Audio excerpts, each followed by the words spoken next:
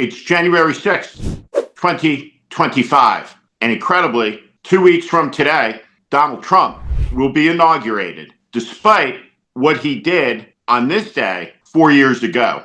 This is the warning. On that day, Donald Trump incited an insurrection.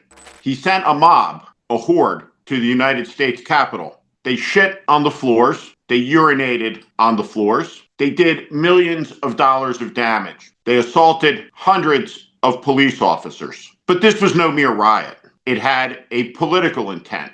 These people were fed a lie. They were told that the election was stolen. They were manipulated by some of the biggest media companies in the world and by their own stupidity. They were lied to by Donald Trump and Lindsey Graham and Josh Hawley and Ted Cruz and most of the MAGA members of Congress. They were sent up there, and when they were, the politicians who incited them, people like Josh Hawley, people like Ted Cruz, they ran for their lives and they hid in closets. And now a lot of these January 6th criminals are in prison, and soon Donald Trump will take office. He will pardon every one of them, and no doubt he will hang presidential medals of freedom around their neck. So as the sun rises this morning over Las Vegas and the desert behind me, it is clear in America that a new era is dawning. It is the era of the billionaire. But not just any billionaire. People that have more money than any human beings have ever had. The problem with talking about how much money Elon Musk has and how powerful that makes him is impossible because most people can't conceive of what a billion is. And I'm going to try to help you.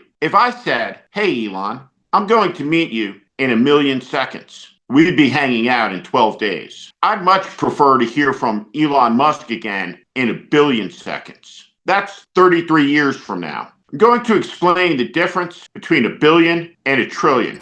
Elon Musk's net worth has increased from $250 billion to $400 billion since Trump was elected. It is almost certain he'll be the world's first trillionaire. And here's the difference between a billion and a trillion.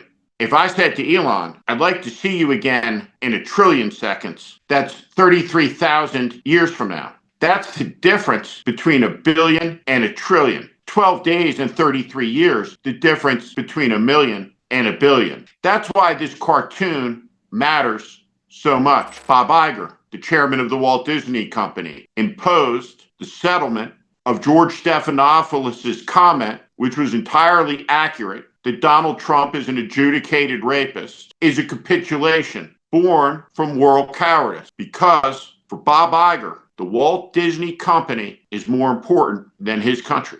And the same for Jeff and the lady Bezos, or Sanchez, nay Bezos. These people are worth over $100 billion. And he doesn't have the guts and the courage to run the Washington Post. And now the best journalists from that paper are fleeing it like the first-class passengers being lowered in half-filled lifeboats from Titanic. They're being rowed over to the Atlantic, to the Wall Street Journal, and other reputable publications. The full panic, the full flee, hasn't started yet. But when it does, your everyday reporter, your everyday editor, there will not be enough lifeboats. Just the cold sea below, while Bezos and the lady Sanchez, some are in the south of France. No doubt, setting a table for all of the capitulant who can regale each other with stories of their courage and their wisdom. This cartoon that was killed at the Washington Post speaks 1,000,000,000 words. The American people will not stand for this over the long run. Let me put on the screen the vote totals. That's it. Not a lot of people. If you voted for Kamala Harris, you do not stand alone. Though political power has been stripped from all of our hands because of the incompetence, not of Donald Trump, but of his political opposition. Donald Trump is taking power because of the greed, selfishness for more power, more time by Joe Biden and his White House staff. Because of the greatest lie ever told in the 21st century by an American president, that I'm okay for 4 more years. It was Biden's lie, not Trump's lie, that brought back Trump to the White House, where 14 days from now, in front of Joe Biden, whose only legacy is Donald Trump, Trump will shock the world with an inaugural address that shakes the nation. that frightens it, terrifies millions. The most important thing to understand in that moment, that those of us who have opposed this do not have to live in fear, because we are Americans with rights that cannot be taken away with bluster. But those rights require courage to be asserted, and the courage will not be found at the top. It will not be found amongst the billionaires. It will be found where it has always been found in America, which is among the common people. And the common, regular, ordinary American has been lied to. They have been deceived by America's powerful elites, its politicians, its academics, its business leaders who have pauperized them. And they have rebelled, which is the American way. And they have rebelled by sending to Washington an arsonist to burn it down. What they hope he burns down is the corruption of the ruling class. But they are victims of a lie. Donald Trump is the ruling class. Donald Trump is the greatest taker there has ever been.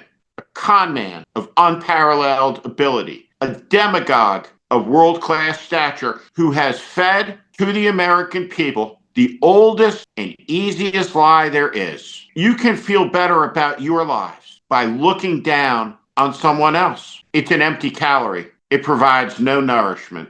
And the American people, in their righteous indignation and in their wisdom, they will see this clearly in time.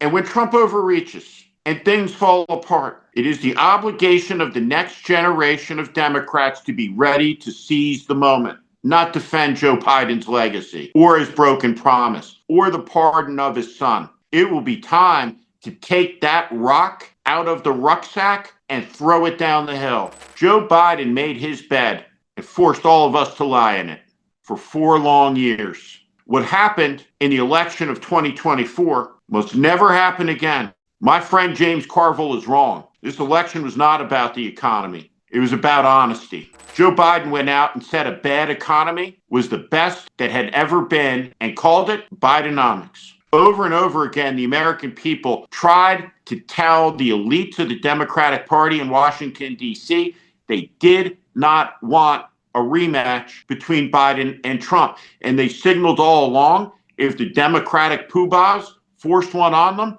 they would pick Trump. And they did. They rebelled against the self-interest of the party that promised it was the morally superior and better party.